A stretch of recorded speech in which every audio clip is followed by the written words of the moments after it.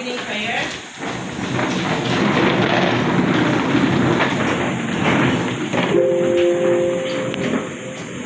Let us put ourselves in the holy presence of God as we all say in the name of the Father, the Son, and the Holy Spirit. Amen. Dear God, thank you for this new day and for gathering us together in this classroom. As we begin our lesson, I ask for your guidance and wisdom. Bless my words and help my students understand and grow. Grant us patience, focus, and respect for one another. May our time today be fruitful and filled with learning. In Jesus' name, amen. In the name of the Father, the Son, and the Holy Spirit. Amen. Good morning, Amethyst. Good morning, Mom Machete. Please sit down. Thank you, Mom. Okay, class monitor, Irish Steph was absent today. Take note of those who are absent. How many boys are absent? How many are absent today? 2, 3, 6, 2, 4, 6. Complete. So only table 6. Lacking 3 boys, right? Am I correct? 3 boys or 2 boys and 1 girl? Okay, so before we're going to proceed with our lesson today, let me read for you the objectives of our lesson. So the first one is we are going to identify the short and long vowel sounds for letter U. Then we are also going to produce words that contain short and long vowel sounds for you. Pronounce and differentiate between the sounds. Then we are going to use words with short and long vowel sounds in sentences. And then last one is you will analyze the impact of vowel sounds on word meaning and pronunciation. Okay? So now let's have our warm-up activity. So I will be giving you, for our warm-up activity, let's recall first what are our vowels. What are the vowels? Who can give me the vowels? Who can give me the vowels? Yes, Santino. Vowels are A, E, O, U. Okay. We have the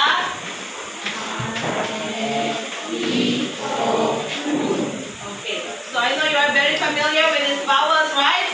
Okay, how about the consonants? What are the consonants? Yes, Tristan, can you give me one consonant, Tristan? If these are the vowels, how about the consonants, Tristan? Can you give me one consonant, Tristan? Yes, Tristan. One consonant.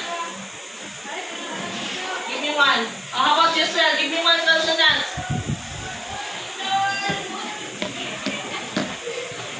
Yes, one, Gabriel. Give me one consonant, Gabriel.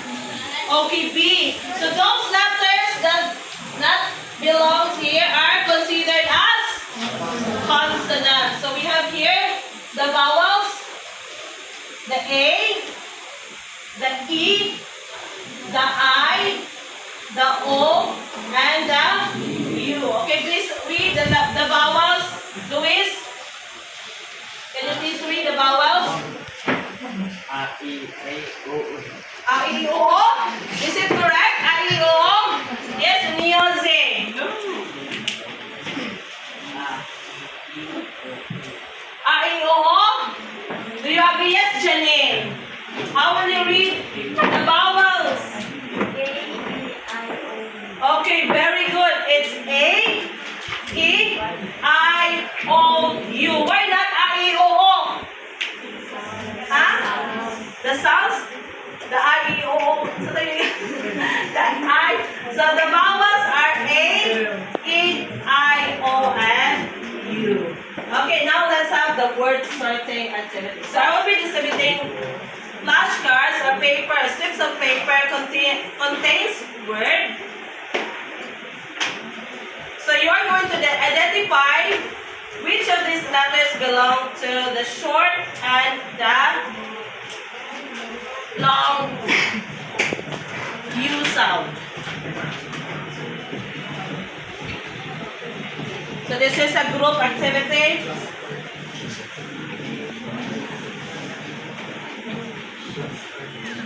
Okay, so our lesson is focusing on the vowel sound, the vowel U. But when we talk about vowel U, it has two sounds. The long sound U and the long sound, the short sound and the long and the short U.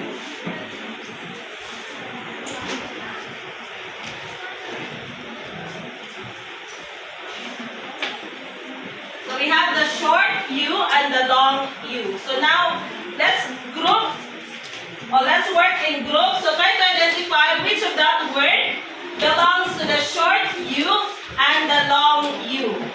So I will give you 2 minutes. So you can write it on your paper, just a piece of paper, just try to label it which one belongs to short U and which one belongs to long U sound. Just work in group. Yes, you can just choose a secretary in your group to work with you. And after that, you are going to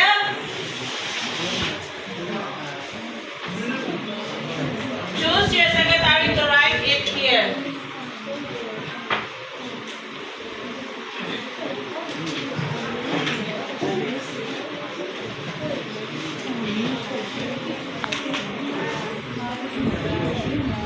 Okay, let's start with table 1.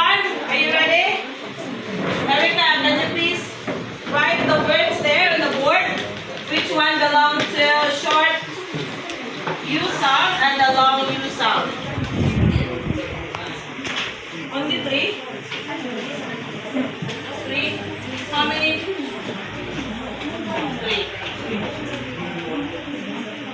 Yes. Yes, I know. There are words that not in using the letter U, but the pronunciation belongs to that one. It does not mean that only those words with the letter U has the same pronunciation with the long and the short U. Okay, let's have table 2. What's your secretary? Secretary. So write the word that you have. Let's identify it. Let's have one or Cherish. The one who will write.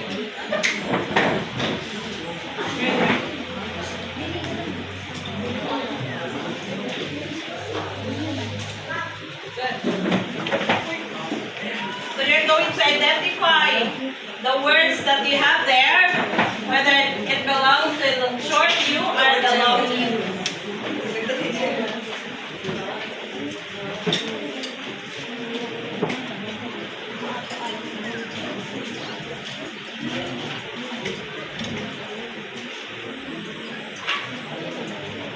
Prepare table 3. Your secretary for table 3. Prepare. Okay, let's have table 3. Thank you. 1. Prepare table 4. Who's your secretary? Well.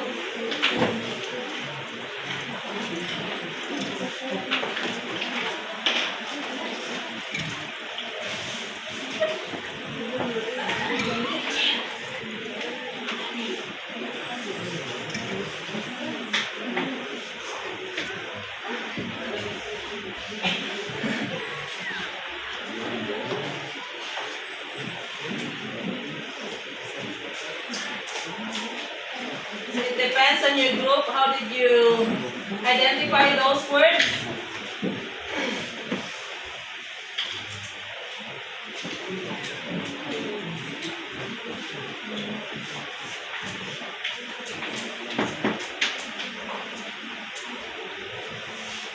Okay, table 4. Prepare table 5, Mr. Secretary. The one who will write on the board. Irish? Sandino?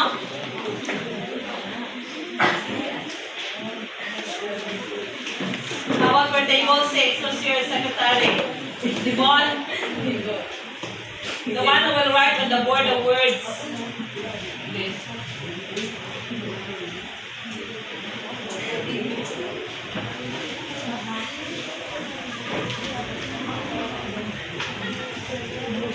Okay, table 5. Table 5.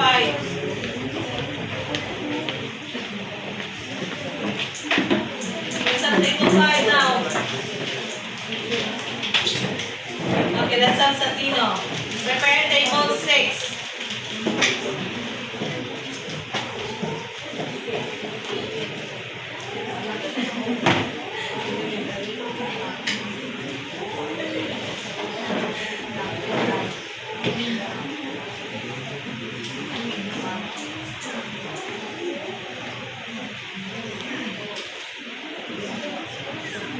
Okay, last, table 6, Devon. Please write the words Devon on the board. Why are you laughing, Devon and Christian? Christian, you pick up the pieces of trash on here.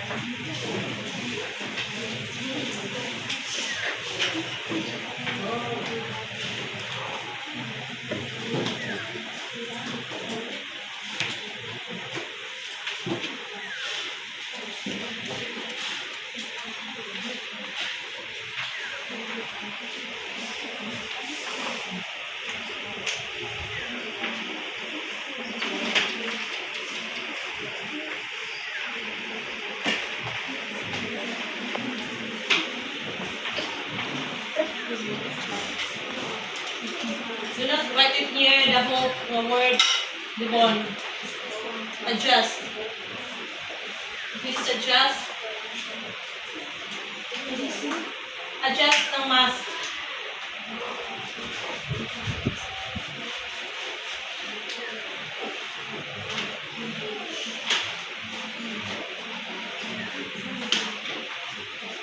Okay, thank you. Now let's have Raven to read the words that belongs to the short U sound. Just read the words. You listen to the Raven. Again. 1.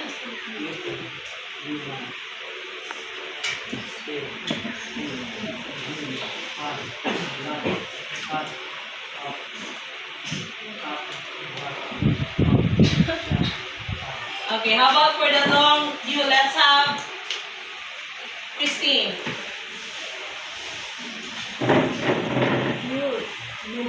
Unit, blue, hope, use, music, student, truck, must. Okay, now let us check all the words here.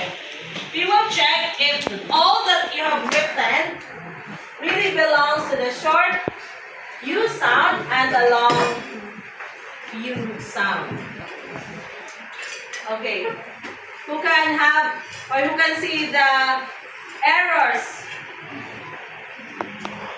that is in this area?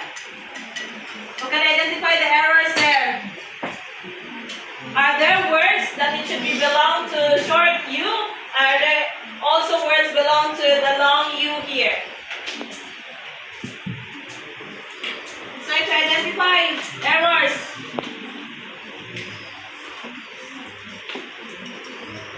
Yes, Krista. Have you seen any discrepancies or any error? Are there words listed in the short U that does not belong to short U? Or are there also words that is written under long U that should be in short U? For me, the word Cupid and Human belongs to the long U. Okay, the word Cupid and human should be out from the short U and it should belong to the long. What else? What else? What else?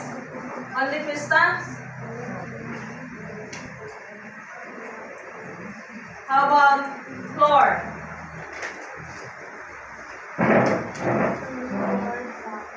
Truck. Where does the word truck belong? Belongs to? Short. Are there any other discrepancies? Eugene? No more? How about Brian? For me, must. Must. Where is must? Short. Where should be? Must should be under the short. Okay, how about others? Ruel. Use. Where we are going to use use? Short. Use. Short. Huh? Ruel? So use still belongs here. Student. So the use is not. So use belongs here. The student? Student. Student, Ruel? Human. Sige, Ruel. I mean the June. June. Okay, June should belong to long. Sige, long. Are there other discrepancies or errors? Are there other? Yes, Albino. Two. Okay, so belongs to long. Are there any other? Yes, Nyozi.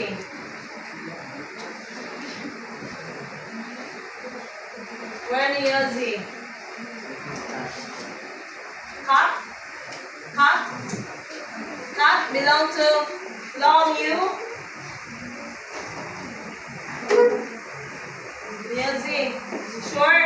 Who will disagree? Who will agree with Nyozi?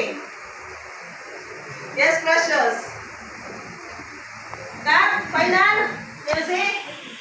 We will remove cut from this one. Final.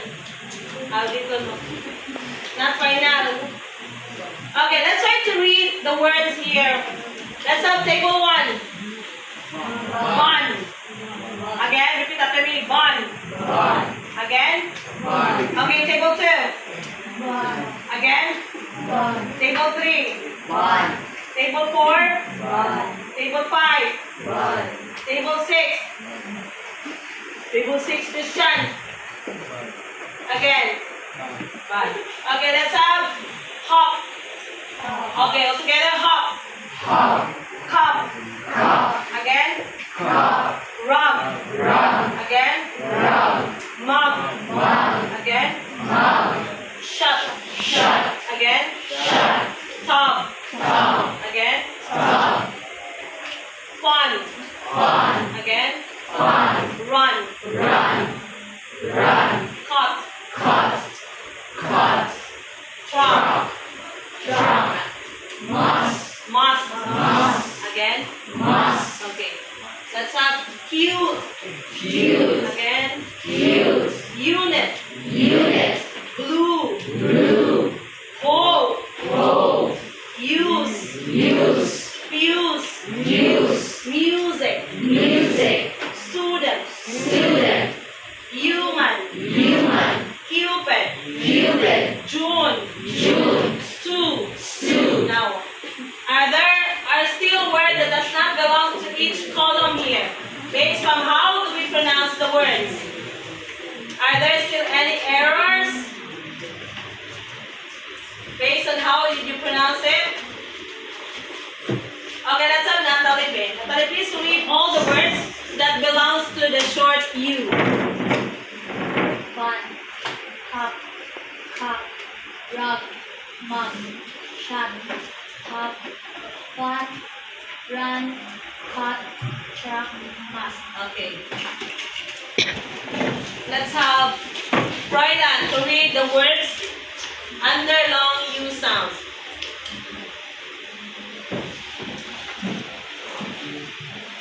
Cute. unit.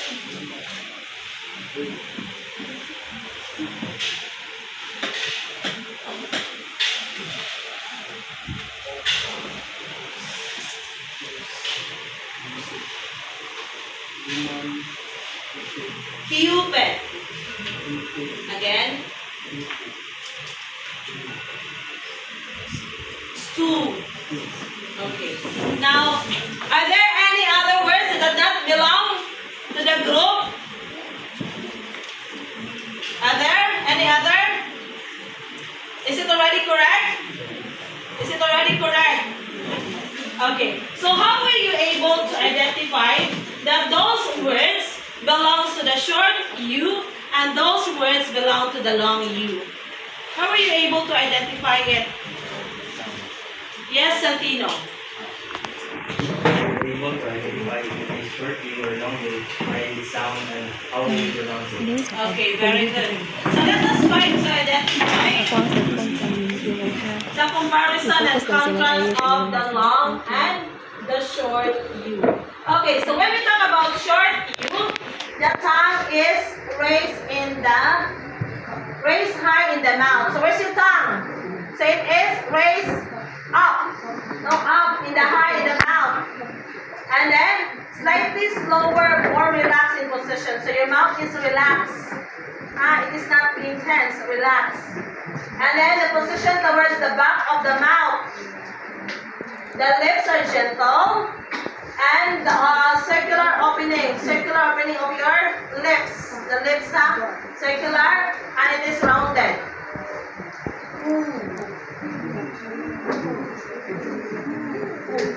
I know. So let's have here then the slightly shorter duration. So give it. Let's have to do it. So that it is quite rounded, no? Again, Devon, say ooh. Ooh. Again, stand up, Devon. Say ooh.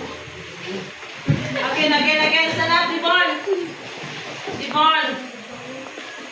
Because you're always stopping there with Christian. Again, you say ooh. Okay. So that's a short O. How about the long ooh sound? So the body of the tongue is raised close to the roof of the mouth. Saan roof sa mouth? Sa babaw. That's the roof. Babaw sa inyong baba. Diba? You open your mouth. So the top of that one is the roof of your mouth. And then the position towards the back of the oral cavity. Asang oral cavity? It's inside your mouth. Near the soft palate. What's your soft palate? Natin idapit sa kanang. Ganganin nyo. Makita ninyo sa... And then the lip form a tight circular opening and more muscular tense. So, ooh. So longer duration, the other one is the short O is, it has only shorter duration while the long U has longer duration. So that's the comparison and contrast. So these are the summary table. So when we talk about the height of our tongue, it is high. Then it is in the back central, then rounded, then relaxed, the short U. And then the long U is close, back, rounded, and tense. Okay, can you say the pronunciation of the short U sound? All together. The pronunciation. What's the pronunciation of the short U sound? How do you pronounce this one? Again? Ooh. Okay, can you say it? Joanne. Pronounce the short U sound. Again? Okay, how about the long U sound? Ooh. Again? Ooh. The position of your lips. Ooh. Then ooh. Then ooh. Prolong. Okay, then we have this one, Jisrael, the sound of the long U. Stand up, Jisrael. Ooh. Ooh. Ooh. Ooh.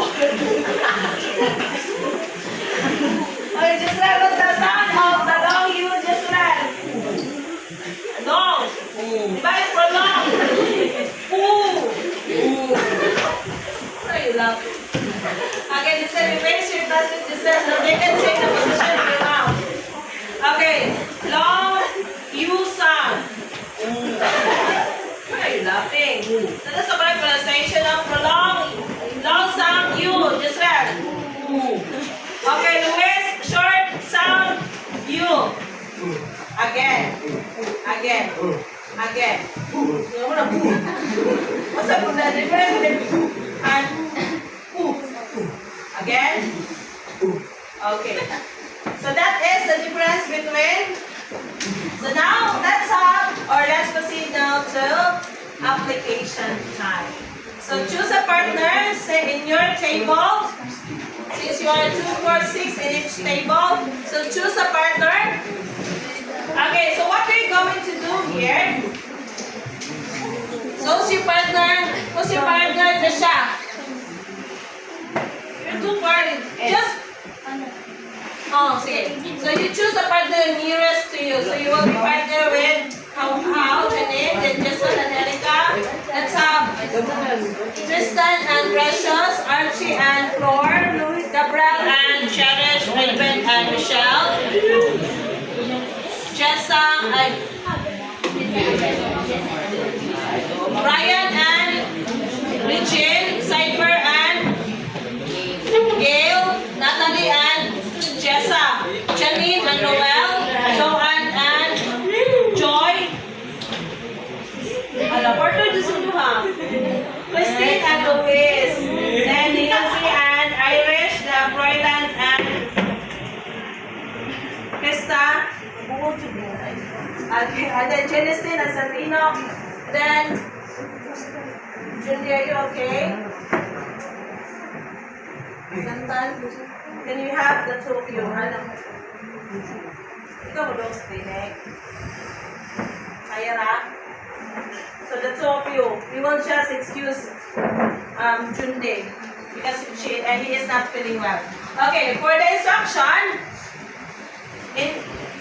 this is a by pair, so you will provide one word with a short U sound and one word with the long U sound. Do not repeat the words that is used in the board.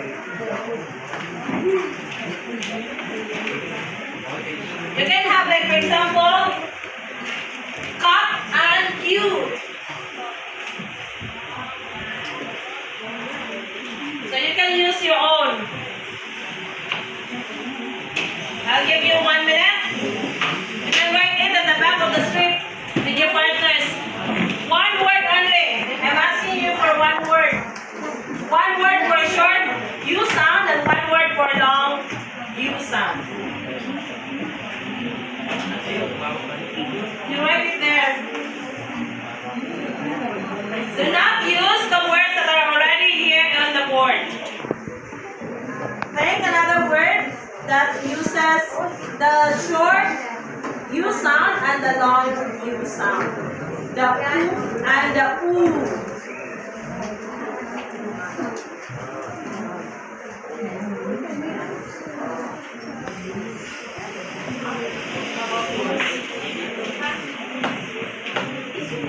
Short U. And yes, you write it there so that you can then practice with your pairs.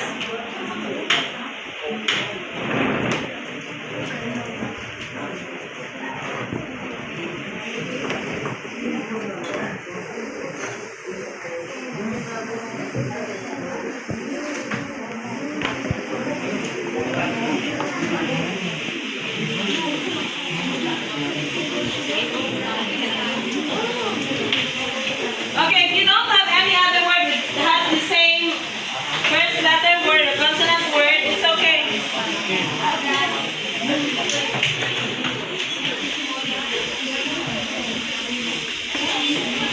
Oh, you try to pronounce the word. Does it really follow the U, long U and the short U?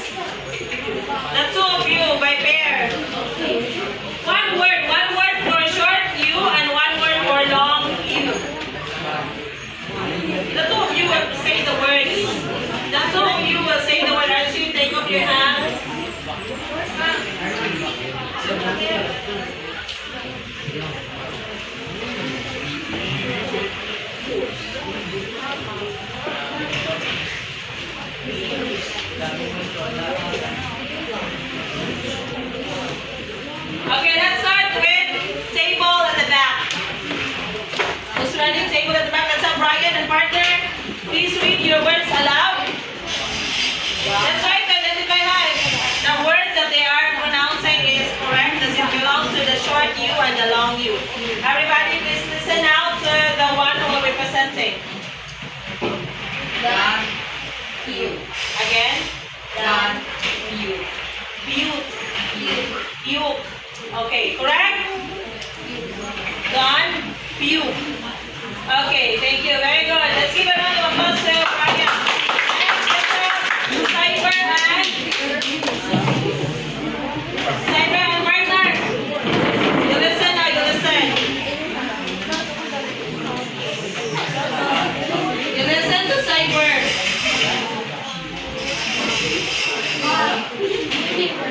Again? Okay, but universe, correct? Okay, very good. Next, let's have Natalie and partner. Again? Trust, and mute. Okay, correct? Trust, mute. Okay, let's have Archie and Lore.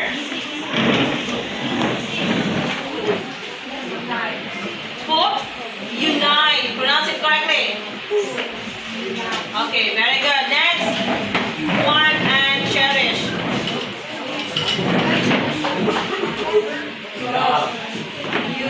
Again? Okay, plug, huge. Okay, let's have Michelle and Raven. Again? Okay, stun and reuse. Okay, let's have. Oh, you face your classmates. You face them. Okay, you are in the front area, and your classmates are at the back. You listen now, music.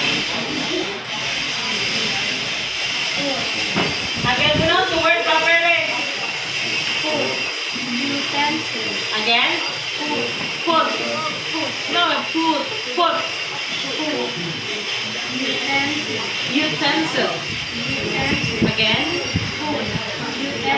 Again, all together, put. Utensil. Okay. Next, let's have Giselle and partner. Giselle, face your classmates.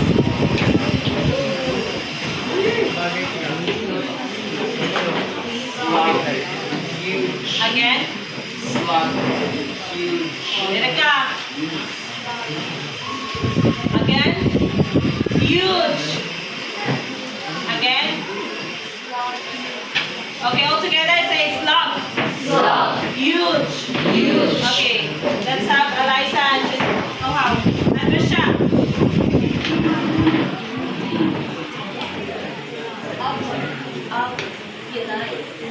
Again? Or up, right? Up. Or they use the word upper. And unite. And pronounce well. Again? The first word. Again. Okay, let's have Devon and partner. Let's have Devon and partner. Okay, you face your classmates with the word you have. Stand up. Why are you laughing, Devon? There's something funny. You face them. What are the words that you have selected? Again? Again. Bin? What's the word? Bill. Let's try to write the word of Devon and Christian. Bill. This one? Bill.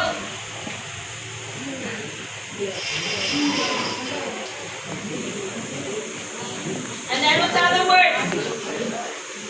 Okay, pronounce it properly. Okay, pronounce it properly. You face them. Bill and truth. Okay, all together you say the words? Okay, let's have Genesis and partner.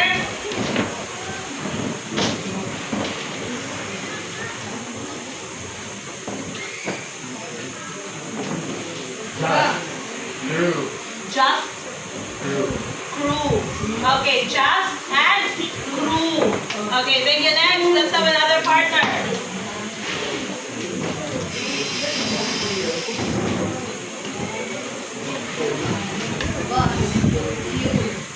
Again. Bus. Bus. Bus. Bus. And viewer. Okay, that's how you say bus. Again. Okay, plot and unique. Okay, next, let's have Luis and Christine. Bakit sila, no? All words. Cup. Again. Cup. Cup and cube. Okay, next. Sun. Support. Again. Sun. Support. Okay, sun and support. Then the last pair. Okay, yum and yummy. So it is easier for you already, right, to identify the difference between the long and the short U sound. Again, what is the sound of the short U? Again, it's the sound. What's the sound? Again, the long U. Again. Again. Short. Again. Again. Long U. Again. Okay, let's have Joanne. What's the pronunciation of the short U sound, Joanne? Again. Long U. Again. Okay, let's have Celestine. Sound. Again. Short U sound, Celestine. Long. Okay. So it is already visible. You can already differentiate the difference between the short U sound and the long U sound. Now, so probably check if you really understand the difference between the short and the long U sound. So I will now be having the assessment part. So the activity is say it loud. So with the words that you said a while ago, I want you to use that one in a sentence. So same, by pair, but each of you should prepare one sentence in each of the words that you have. So that means your partner will also be writing one sentence each of the words. Yes, and you can use another sheet of paper in one sentence.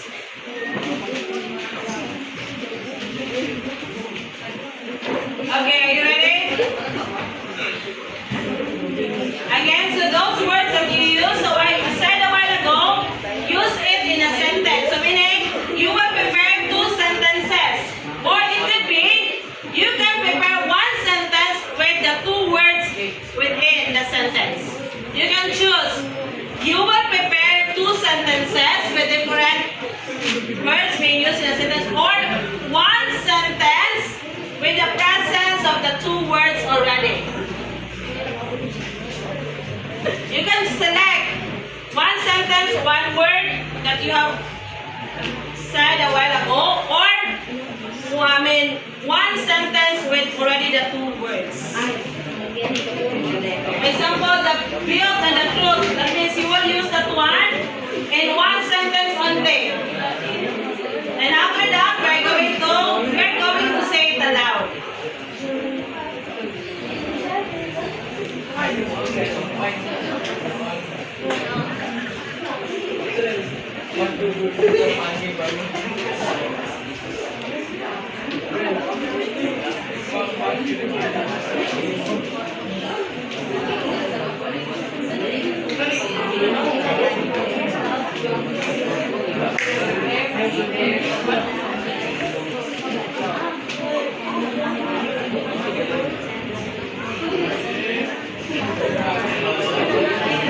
What's your sentence? I put inside the plastic. I put the plastic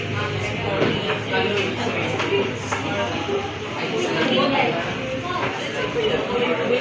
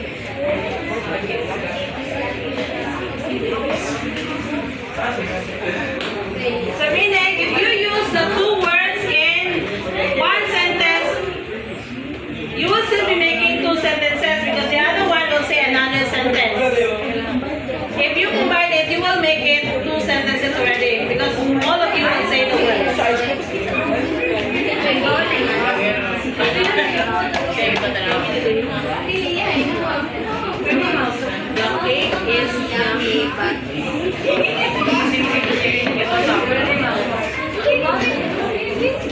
Regine was shot like full of friends. Now change the one. She can't speak because she's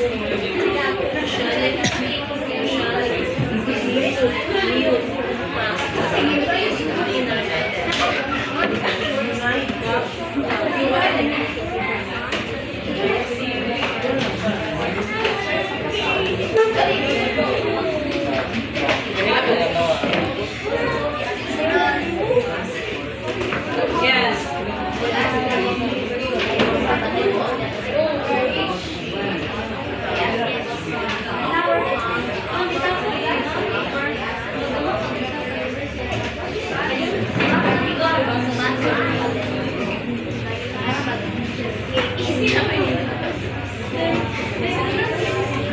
So you have to pronounce the words correctly, yes?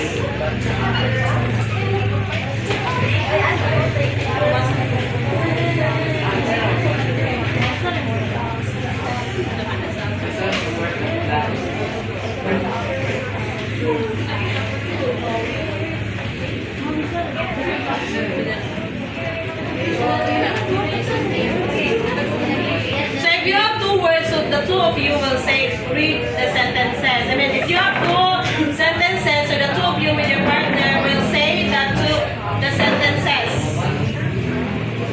But if you only have one sentence with the use of the two words, you just select who among you will read it aloud.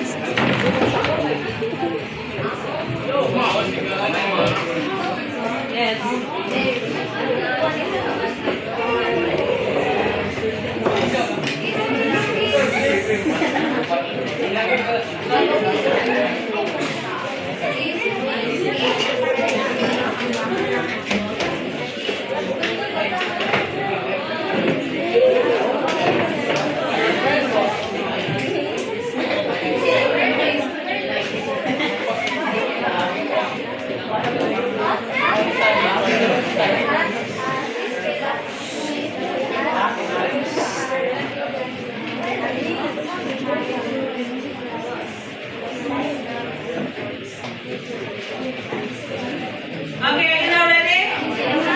Okay, I'll give you 2 minutes to practice your words and to practice reading your sentences correctly, following the correct pronunciation of the short U sound and the long U sound, which is the U and the U.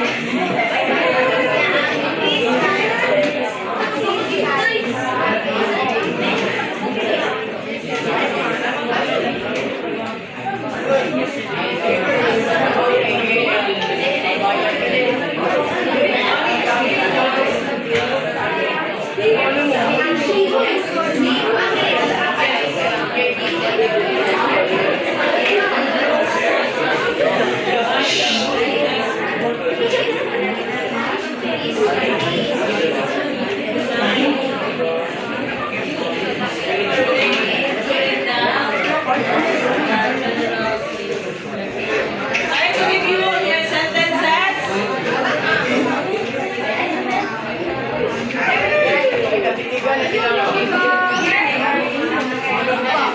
Michelle, her.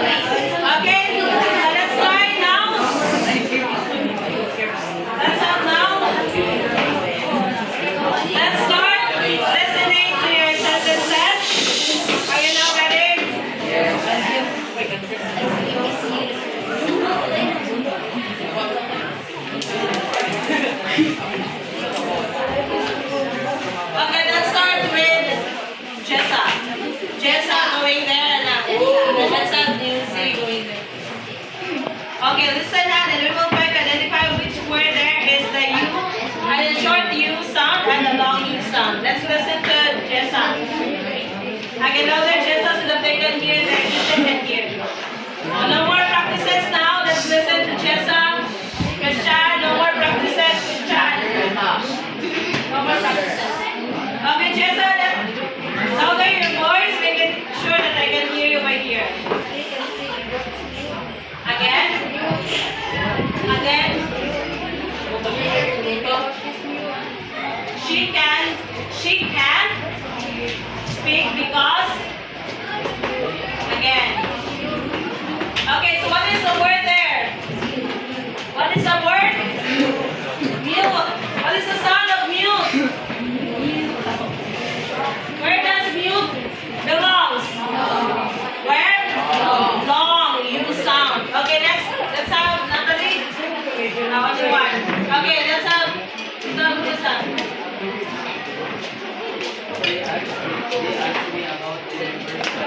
Again, pronounce the word properly, Cypher. Okay, so what is the word being mentioned in the sentence of Cypher? Universe and God. So where does universe belong? Universe. Then we have God. Okay, next was the other word that we have there, just a minute. Sentence. Again. The oceanic crust. Okay, let's have next.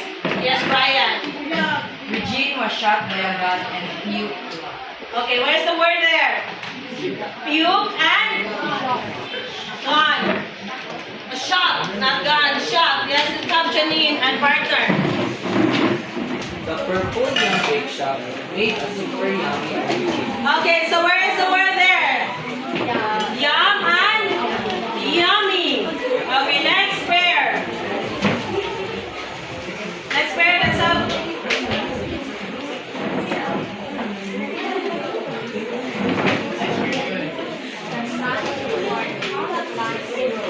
Okay, the sun support the plants to grow. What is the word there? Sun and support. Next pair. The cup sat on a cube. Again. The cup sat on a cube. Again. The cup sat on a cube. Okay, so what is the words there? Cup and cube. Okay, next music. The way she does the Okay, the way she plucked, the point is unique. So what is the word there? Pluck and unique. Next, Krista. Her heart is too pure and steady and mad as her bus arrived. She still managed to be calm. Okay, so what is the word? Pure and bus. Next.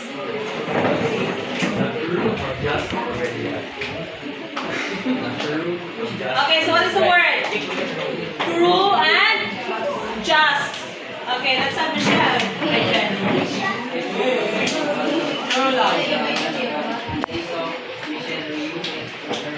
Okay, so cook and reuse. Okay, Antonio will read. Okay. I received presents last Christmas. Okay, so the words are plug and huge. Next pair.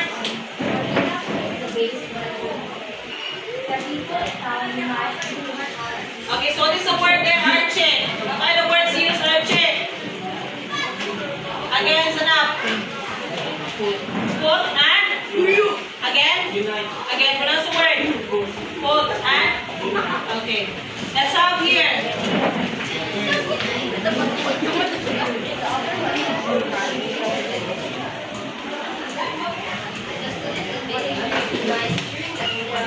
Okay, so what are the words there? Unite. Upper. Unite and upper. Next. I saw a small slug in the forest, and we caught a huge fish last week. Okay, so what are the words, Erica? Slug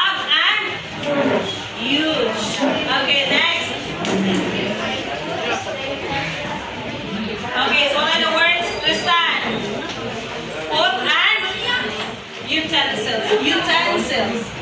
Okay, the last pair.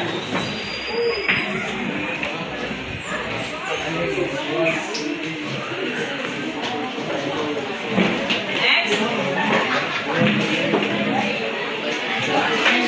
Okay, so what are the words used, Yvonne? What are the words? Yvonne, you use the word? What are the words? Bill and June.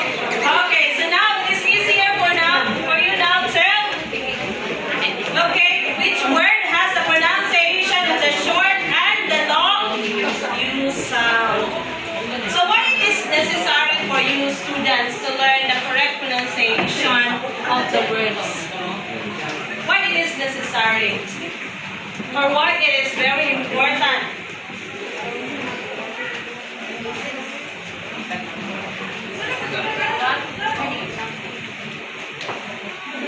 Why are we going to identify the correct or the pronunciation of those vowel sounds? Yes, Santino. Identifying the pronunciation of the word is necessary to understand better and to understand better the words or sentences. Okay. So, very good, Santino. So, it is really necessary, it is really important for you students to be able to correctly pronounce the word so that you will not be misunderstood by your listeners. Because by pronouncing it correctly, you will be, what will happen? You will easily understand what the words are. No? So that is very important. So thank you so much. So it is really seen that you already know what is the difference between the short U sound and the long U sound. So for your assignment, you are going to practice on the pronunciation of the diphthongs. So that is your assignment. And my dear students, always remember, when vowels say their own names, readers feel the magic. Little letters hold big power. And when incomplete phonics is taught, students are left believing that they have all the possible tools, only to find that the tools do not work. So it means that we have to emphasize why applying phonics rules like the long and the short vowel sound, so that you must know the full pattern to read it confidently. So I hope that as we go along with our class in English 10, you will be able to correctly pronounce the words, especially that we are now learning the vowel sounds. So questions about our lesson today? Questions? So I think since you don't have any